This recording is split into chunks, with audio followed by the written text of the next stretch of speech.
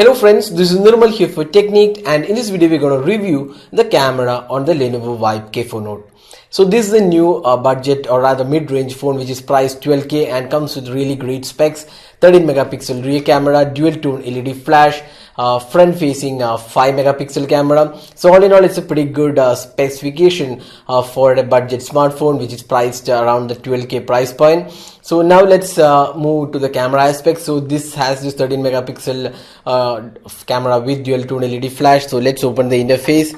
So this is the snap it interface of the camera. So this interface we are seeing on other devices like the Vibe Shot and the Vibe S1. Now this is a stripped down interface. It's not really as feature rich as you would find on the Vibe Shot. So here we have different modes. You can see there is panorama mode and FX. So if you select FX, you can see a lot of FX included, and just select the FX and click the capture button, and it will be automatically changed to that FX. So you can see that's the option. Apart from that, if you go to the settings, you have this aspect ratio 16:9, 4:3 and 1:1.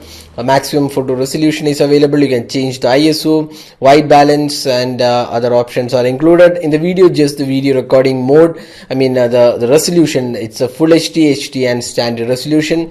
Apart from that, you can use the volume button to capture images, and then other options like the storage, where you want to store the photos.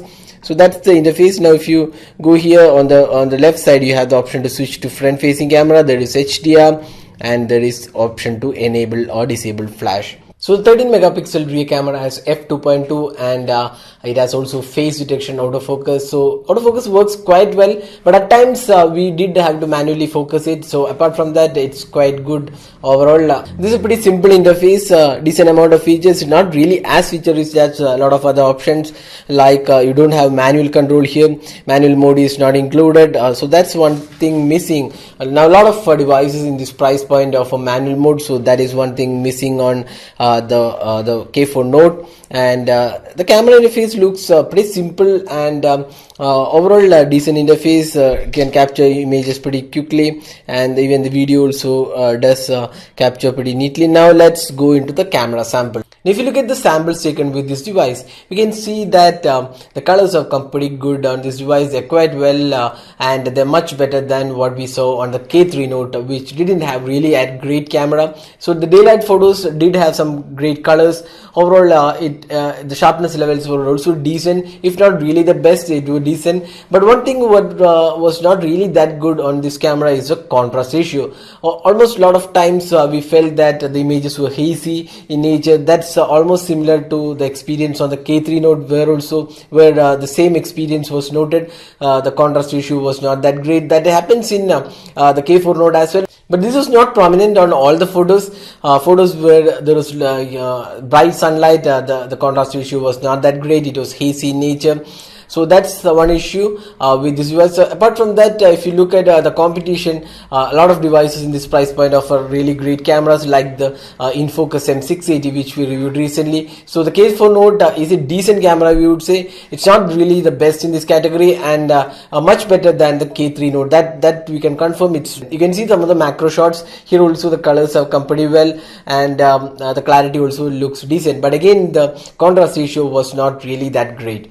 Now talking about the low light imaging ability, with adequate lighting you can see some of the shots which were taken, and they're pretty decent. Again, the sharpness levels are also acceptable quality, and again here the colors look pretty good again. But one thing which we noted that compared to other competitive devices in this price point, even with extreme low light, the noise was controlled. That's one good thing about this device. It was not really as noisy as some of the devices like the Asus Zenfone Max, or even other devices in this price point. So noise is kept minimal, and with adequate lighting it was pretty good, and it does have dual tone LED flash, so it also works pretty well.